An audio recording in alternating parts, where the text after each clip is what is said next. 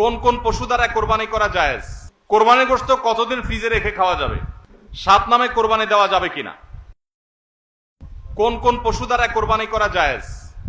কোন কোন পশু দ্বারা কোরবানি করা জায়েজ ভাই? এটার উত্তর হলো, কোরবানি করা যাবে ওঁট দিয়ে, যদি ওঁটের বয়স হয় 5 বছর। কয় বছর? 5 বছর বয়সী ওঁট। আর গরু দিয়ে কোরবানি করা যাবে, মহিষ দিয়েও করা যাবে, যদি গরু মহিষের বয়স হয় 2 বছর। আর ছাগল দিয়ে, ভেড়া এবং দুম্বা দিয়ে কোরবানি করা যাবে যদি এগুলোর বয়স হয় 1 বছর। তাহলে 3 ক্যাটাগরির পশু, ওট আর গরু মহিষ এবং ছাগল ভেড়া দুম্বা, এই 3 ক্যাটাগরির পশু দিয়ে কোরবানি করা জায়েজ আছে। এবং এছাড়া অন্যান্য যেগুলো আছে, বন্য জন্তু অথবা অন্যান্য হালাল পশু, হাঁস মোরগ, এগুলা কোনোটা দিয়ে কোরবানি করা জায়েজ নাই। কোরবানি শুধুমাত্র ওইটা দিয়ে কোরবানি করা জায়েজ আছে, 3 ক্যাটাগরির পশু। কোরবানির গোশত কতদিন ফ্রিজে রেখে খাওয়া যাবে? কোরবানির গোশত কতদিন ফ্রিজে রেখে খেতে পারবেন? ভাইরা আমার, এটার কোনো লিমিটেশন নাই। এটা নির্ভর করবে আপনার রুচির উপরে। এটা নির্ভর করবে যে আপনি কতদিন রেখে নিজে খেতে চাচ্ছেন, বা এটা কতদিন ভালো থাকে তার উপরে। অনেকে খুব বেশি দিন গোশত ফ্রিজে রেখে, মাছ ফ্রিজে রেখে খেতে পছন্দ করেন না। ভাইরা আমার, কোরবানির গোশত যেহেতু আল্লাহকে আমি দিয়ে দিয়েছি, এটা আসলে আমার কিনা গোশতের মতো না। অতএব এখানে আমি যেটুকু পাই ওইটুকুই আমার জন্য বেশি, এই মানসিকতা থাকলে তাহলে গোশতের মধ্যে লাভ লস আর হিসাব করার মানসিকতা আমাদের থাকবে না। কোরবানির পশুর গোশত বেশিরভাগই দান করে দিবেন। আপনি 3 ভাগের 1 ভাগ দান করলেন, 1 ভাগ আত্মীয় স্বজনকে খাওয়ালেন, আরেক ভাগ আপনি রেখে দিলেন। এটা হলো মুস্তাহাব, কিন্তু এটা জরুরি না। কেউ যদি বেশিরভাগও রেখে দেয় তার কোরবানি হয়ে যাবে। উদ্দেশ্য যদি আল্লাহকে খুশি করা হয়, গোশতটা যদি মূল উদ্দেশ্য না হয়। কারোর উদ্দেশ্য হতে পারে যে আমি রেখে দিয়ে পরে আস্তে আস্তে আল্লাহর রাস্তে মানুষকে দিব, গরিব দুঃখীদেরকে রান্না করে খাওয়াবো, নিজেরাও খাবো, তো আলহামদুলিল্লাহ তিনি রাখতে পারেন। এটার কোনো লিমিটেশন নাই যে কোরবানি গোশত এতদিনে বেশি রাখা যায় না, এমন কোনো কথা নাই। আসন্ন কোরবানি নিয়ে যদি কিছু নসিহা পেশ করতেন, আমরা বলে ফেলেছি সেটা। 7 নামে কোরবানি দেওয়া যাবে কিনা? কোরবানি 7 নামে দিবেন কিনা? ভাইরা আমার, কোরবানি মূলত আল্লাহর নামে হবে, এটা আমাদের বলার ভুল। আমরা বলি 7 নামে কোরবানি, আসলে 7 নামে না, 7 জনের তরফ থেকে, 7 ব্যক্তির তরফ থেকে কোরবানি হয়। 7 ব্যক্তির পক্ষ থেকে কোরবানি হতে পারে। গরুতে, ওটে সর্বোচ্চ 7টা ভাগ হতে পারে, 7-এর নিচে হতে পারে, উপরে হতে পারে না। আবার ভগ্নাংশ হবে না, অর্থাৎ 1 ভাগ 2 জনে মিলে নিলে হবে না। বুঝে আসছে কথা? 3 ভাগ হতে পারে, 2 ভাগ হতে পারে, 7 ভাগ সর্বোচ্চ হতে পারে। 7 ব্যক্তির পক্ষ থেকে কোরবানি যথেষ্ট হবে। গরু এবং ওটে, মহিষে, এগুলোতে যথেষ্ট হবে। পরিষ্কার নবী করিম সাল্লাল্লাহু আলাইহি ওয়াসাল্লামের হাদিস রয়েছে। আজকাল অনেক আলেমরা এটা নিয়ে, বা কোন কোন আলেমরা এটা নিয়ে মত পার্থক্য করেন, দুর্ভাগ্যজনক সেটা। এটা নিয়ে সংখ্যাগরিষ্ঠ ইমামদের দ্বিমত নাই। আরব আজম কোন দেশে সংখ্যাগরিষ্ঠ আলেমদের কোনো দ্বিমত নাই যে গরু, ওট এগুলো 7 ব্যক্তির তরফ থেকে যথেষ্ট হবে।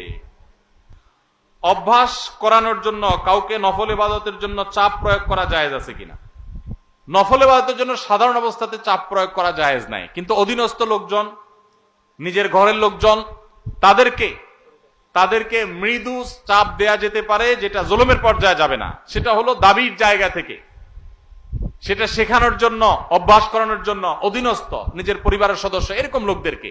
তাও চাপ বলতে যেটা বুঝায় যে জবরদস্তি করলেন, কষ্ট হলো তাকে করালেন, এটা করা জায়েজ নাই, কারণ এটা ফরজ ইবাদত না।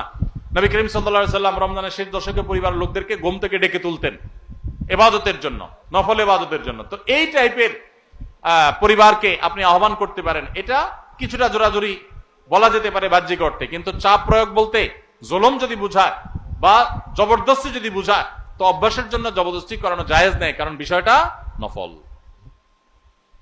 পিরিয়ড অবস্থায় মুখস্থ সূরা বা কোরআনে কারীম থেকে তেলাওয়াত করা যাবে কিনা? পিরিয়ড অবস্থায় কোরআন তেলাওয়াত করার ব্যাপারে জমহুর বা সংখ্যাগরিষ্ঠ ইমামদের মত হলো, মা বোনরা পিরিয়ড অবস্থায় কোরআন তেলাওয়াত করবেন না। তারা কোরআন তেলাওয়াত শুনতে পারেন, তারা ইসলামিক বই পুস্তক পড়তে পারেন, তারা অন্যান্য দ্বীনি বই, তাফসীর গ্রন্থ, হাদিস গ্রন্থ পড়তে পারেন, দোয়া দুরূদ জিকির আজকার সব করতে পারেন, কিন্তু কোরআন তেলাওয়াত তারা করবেন না, কোরআন স্পর্শ করবেন না। এটা হলো জমহুর এবং সংখ্যাগরিষ্ঠ ইমামদের মত। আমার বাবা একজন ব্যবসায়ী, তিনি ব্যবসায় হারাম করেন। আমি ঠান্ডা মাথায় অনেক করে বুঝিয়েছি, এর কারণে আমাকে দোকান থেকে বের করে দিয়েছেন। এখন এই ব্যবসার টাকা কি আমি খেতে পারবো? আমার জন্য কি হারাম হবে?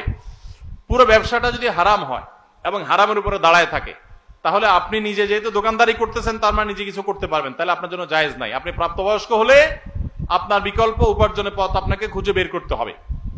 আপনি টিউশনি করে হোক, অন্য জায়গায় চাকরি করে হোক, নিজের হালাল উপার্জন করবেন। হারাম সম্পূর্ণ হারাম হলে সেটার উপর নির্ভর করতে পারেন না। হ্যাঁ, দুই একটা আইটেম হারাম আছে, ম্যাক্সিমাম হালাল, এরকম যদি হয় তাহলে সেক্ষেত্রে আপনার জন্য এটা সম্পূর্ণ হারাম হবে না।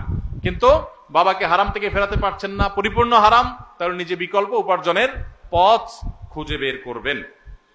কোনো কারণ ছাড়াই এই গ্রামের 3টি মসজিদে ঈদের জামাত অনুষ্ঠিত হয়, অথচ এই গ্রামে পূর্বে সবাই একত্রিত হয়ে ঈদগাহে সালাত আদায় করত। এ নিয়ে গ্রামের মানুষের মধ্যে বৈষম্য, মতপার্থক্য দেখা দেয়। ফলে গ্রামের মানুষ একে অন্যের উপর রাগ, ক্ষোভের সৃষ্টি হয়। ভাইরা আমার, একই গ্রামে 3টা ঈদের নামাজ হয়, 3টা মসজিদে ঈদের নামাজ হয়। আগে সব মসজিদের মুসল্লিরা মিলে একটা ঈদগাহে নামাজ পড়তেন। অবশ্যই আগেরটা অধিকতর উত্তম ছিল, এখন যেটা হয় সেটা উত্তম নয়। ঈদ এটা নিয়ম হলো মাঠে হবে, মসজিদে হবে না। কোন কারণ ছাড়া মসজিদে ঈদের নামাজ আদায় করা এটা সুন্নাহর খেলাফ, মাকরুহ।